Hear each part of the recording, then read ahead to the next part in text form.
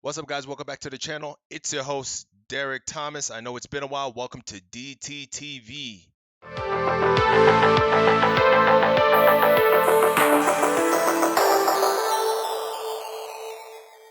I've always been asked the question, why am I strong? And why am I fast? Why am I lean? And why am I so aesthetic and I don't do anything? Well, that's a lie because I train and I go to the gym, as you guys can see. It's always people from other races, other ethnic backgrounds that always ask, why are black people genetically gifted? Why are they fast? Why are they so athletic? Why are they lean? Black genetics. Quick Ooh. disclaimer, this video is not intended to offend anybody. I don't want to discriminate, I only want to educate. Even though the video is not intended to offend anybody, we all know there are going to be people down there in the comment section that are going to feel offended. Oh, not all black people are strong and fast. Well, most of us are. Heard of the term black genetics. Black people are seen to be genetically gifted or to have a genetic advantage in powerful sports. I mean, they do seem to dominate a lot of powerful sports like sprinting, basketball, American football, and to some extent bodybuilding. So, is it true? Do black people have a genetic advantage? Well, in short, yes. For example, if you look at sprinting, the first person to break the 10-second barrier was in 1968, and that was Jim Hines, a black guy. Until 2003, only black people had broken the 10-second barrier. Black people are so good at sports, such as sprinting, as this gentleman just said, that other countries have to put their best black player on the team. A chance to shine here, and the Dutch in the final with this quartet having run. If you look at sprinting, you would see a country like Norway, Switzerland, any European countries, essentially, any Eastern European countries or any European countries that you wouldn't think that, nah, they don't have any black people, but they would either have one person on there, one or two people on there that are half black, or they would just have a full-on Nigerian dude running for the team. Until 2010, only black people were breaking the 10-second barrier. When it comes to basketball, over 70% of the NBA is black. Now, of course, yes, there's a height aspect, but let's be honest. On average, black people are not the tallest people in the world. So, of course, it's more about that athletic ability, the explosive ability. Let's look at American football, which is an extremely explosive sport. Over 70% of the NFL is black. When it comes to bodybuilding, the top 2 bodybuilders in history with 8 Mr. Olympia titles are Lee Haney and Ronnie Coleman, both black. Now, the runners-up, Arnold Schwarzenegger and Phil Heath. Phil Heath, yet again, is another black guy. And his competitor for a long time was Kai Green, which is yet again another black guy. I'm telling you, black people are so genetically gifted to the point that the only person that can challenge a black person is another black person. You just can't put like some skinny Asian dude against a buff-ass black person like me. There's 4 main reasons and 1 factor as well. Now, this factor is the genetic diversity in Africa. You see, sub-Saharan Africans are grouped as black people and part of the black race, even though Africa is the most genetically diverse continent in the world. There's only 1.2 billion people in Africa, but they're still more genetically diverse than the 6+ billion people in the rest of the world. Y'all seen her? Oh, let me play that back, bro. Bro, how I get like this? I'm dead serious. How can I get dark like this? I'm being for real. I sit in the sun and I tan, and I'm trying to be dark like this. I don't care what anybody says. I know some of y'all gonna be like, "Oh, that's too black. You looking like night. You looking like darkness. When God said, let there be light, you were nowhere to be found." But I'm trying to get dark like this. I'm dead serious. I'm trying to get dark like this, straight up. But they're still more genetically diverse than the 6+ billion people in the rest of the world. So of course, you're likely to find a lot of the genetic extremes in Africa.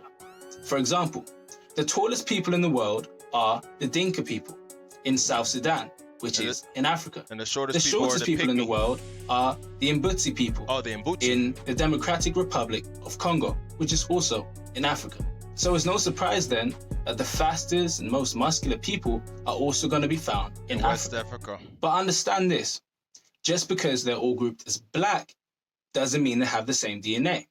For example, a man from South India does not have the same DNA as a man from Korea, but they're both Asian.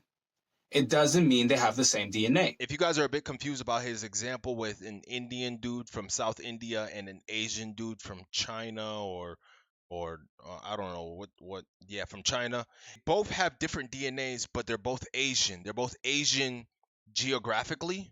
I could be wrong. Comment down below. It's easy to see that black people dominate sports, but in true reality, there's a lot of different DNA groups that dominate different sports. Now, as for the 4 reasons, the first reason is natural selection. If you don't know what natural selection is, maybe you didn't pay attention in biology, but basically natural selection is when the environment decides what genes survive. For example, you get 2 rabbits. One rabbit is fast and the other rabbit is slow. Now, if both rabbits are being chased by a wolf or a fox, the fast rabbit is more likely to survive because it's faster. So over time, the fast rabbit is probably going to live longer and be able to pass on its genes, while the slow rabbit won't be able to. So as time goes on, there will be more faster rabbits than there are slow rabbits. That is one of the reasons why the transatlantic slave trade happened. When the Europeans came over to the New World, they colonized and they were enslaving the indigenous Native American, the indigenous people. They realized that the indigenous people could not do the work. They were dying out from the diseases that the European brought. The hard labor of just building buildings and roads and just hard labor was too intense for them. And they realized, we need to go get new products. So they went over to Africa and they found what they were looking for. It's history. You could be mad, you could feel however you want to feel, but it's history. The Europeans decided to use African people as slaves because they were more durable. It's false. No way. It's science. Now in Africa, malaria has killed off so many people, especially in West Africa. And in case you don't know what malaria is, mosquitoes suck blood from humans and animals. Mainly animals, but they also do suck blood from humans. And what they do is they suck your blood, but in the process of doing so, they inject their bacteria, which is responsible for malaria. Now, this bacteria likes to infect the red blood cells and then multiply. Now, in West Africa, they have, on average, lower hemoglobin, and also they have the highest cases of sickle cell. That's sickle cell trait and sickle cell anemia. Now, low hemoglobin and sickle cell means you have a problem in your production of red blood cells, which normally is a health problem. But in the case of malaria, it's actually an advantage because there's not enough red blood cells for the malaria to spread throughout the body. So those without those traits likely died out, whereas those with those traits have lived on and passed on their genes. See, natural selection. Now, as a result of low hemoglobin and sickle cell trait causing the low production of red blood cells, black people have less slow twitch muscle fibers. In case you don't know, slow twitch muscle fibers are oxidative. They use aerobic respiration, meaning that they use oxygen. Now, because there's a low percentage of slow twitch muscle fibers, there's a higher percentage of fast twitch muscle fibers, which don't require oxygen. Now, the second reason is the power gene. That's right. Our body literally has a gene that helps us to generate power and force. Now, this gene is called ACTN3, and the gene creates a protein called alpha-actinin 3. Now, this protein is what's actually responsible for the power and the force. However, ACTN3 has 2 versions, a good version and a bad version. I got the good version. I got the good version. Yeah, I got the good version. R allele, and the bad version is the X allele. Basically, if you get the R allele from your dad and another R allele from your mum, and you become the RR genotype, you'll be able to create a lot of power and force. If you get the R from your dad and the X from your mum, you'll still be able to produce a good amount of power. Not as good as the RR, but still a good amount of power. On the other hand, if you receive the X from your dad and the X from your mum, you will not be able to produce as much power because your gene is insufficient in creating actinin 3. They did not have to play my boy Gohan like that. They didn't. He's still a Saiyan. Gohan's still a Saiyan. Y'all seen that Dragon Ball Superheroes movie? Beast Gohan? Come on, man. Now, the XX genotype, people who are XX, not RX, but just XX, completely the insufficient version of the gene, make up around 25% of the Asian population. That means that a quarter of Asians have the XX version, right? Which is not the good version. But Asians know fighting styles. They know Kung Fu and like Muay Thai and what's that fighting style? In it, man, what is it? Wing Chao? Comment down below. Comment down below. If you guys seen Ip Man, what's that fighting style? Wing Chun. Wing Chun. Asians know Wing Chun. They don't gotta be strong. But if they hit you in the artery, bro, you're dead. Now, when it comes to white people, it is 18% of white people. That's almost a fifth have the bad version, the XX version. However, when it comes to black people, less than 1% of black people have the bad version, the XX version. That's 3% of black Americans, 2% of Jamaicans, and in West Africa, the percentage of people with the bad version of the gene is around 1%. That's me. 1%. 1% RR genes, baby. RR genes. And I'm not throwing any shots at any other race and whatnot. You know, white people, they good at quiche. White people are good at making quiche. And they have at least y'all were the first to go to the moon. RR genes, baby. Around 99% of West Africans have the good version of the gene. And just to explain how important this gene is, with elite athletes with speed and power and strength, not a single one of those athletes don't have the good version of the gene. Now, reason number 3 is myostatin. Myostatin is a hormone that stops your muscles from getting too big. It's not an ally. In fact, it's an enemy of building muscle. Now, sub-Saharan Africans have a higher percentage of myostatin mutations. This means that they're not as limited when it comes to building muscle.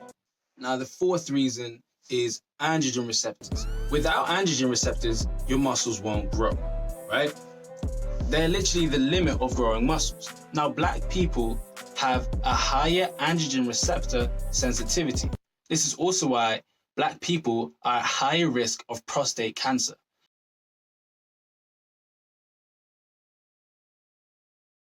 Prostate, I'm not gonna have no doctor taking his finger and sticking it up my...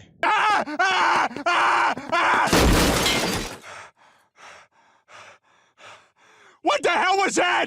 Mr. Griffin, that's a prostate exam. Shut up! You had your finger in my ass! That's how a prostate exam is performed. Now, if you'll just let me... Get away from me! It's not so good when it comes to prostate cancer, but when it comes to muscle, it seems to be an advantage. That's it.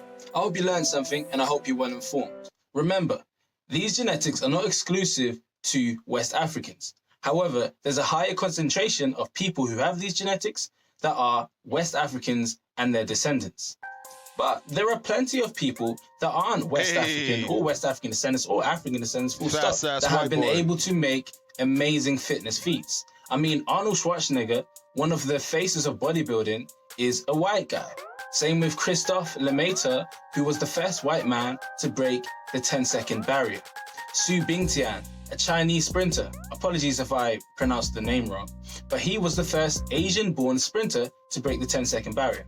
So, yes, there's a high concentration of West African descendants with these genetics, but there are, of course, other people who have these good genetics. Now, whether or not you have these genetics, whether or not you're a West African or whether or not you're an Asian with these genetics or so forth, it doesn't matter. With hard work, consistency, and patience, you can see amazing results, even if you have, quote, bad genetics. Just stick to a good workout program, make sure you have good nutrition, and prioritize sleep. So push yourself to become the best version of you. Only you can be the best version of you. Don't be the best version of the black people, Asians, white people. No, be the best version of you. That was a great video, guys. That was very informative.